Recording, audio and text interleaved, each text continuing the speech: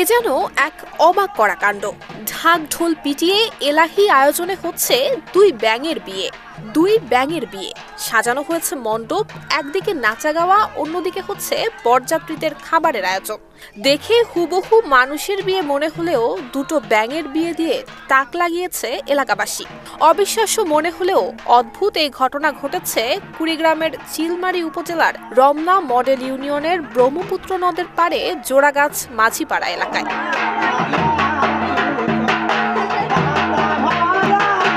আনুষ্ঠানিকভাবে বৃষ্টির আশায় হিন্দু সম্প্রদায়ের ৩০ থেকে ৪০টি পরিবার কুড়িগ্রামের চিলমারী উপজেলার ব্রহ্মপুত্র নদের পাড়ে দুই ব্যাঙের বিয়ের আয়োজন করে।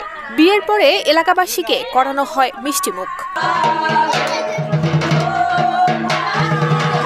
কুড়িগ্রাম জেলা সহ আশপাশের অঞ্চলগুলোর উপর দিয়ে গত ১৫ থেকে ১৬ দিন যাবৎ একটি মৃদু তাপদাহ বয়ে যাচ্ছে। নেই বৃষ্টিপাত, প্রচণ্ড গরমে পুড়ছে এই এলাকার জনপদ। ফলে একদিকে যেমন কর্মজীবন বিপর্যস্ত হয়েছে, তেমনি কৃষিকাজে ব্যাঘাত ঘটেছে। এমন সংকটাপূর্ণ পরিস্থিতি কাটাতে লোকাচার মেনে এই বিয়ের আয়োজন করে মাঝিপাড়াবাসী। নুসরাত জাহান মেহেক, ঢাকা পোস্ট।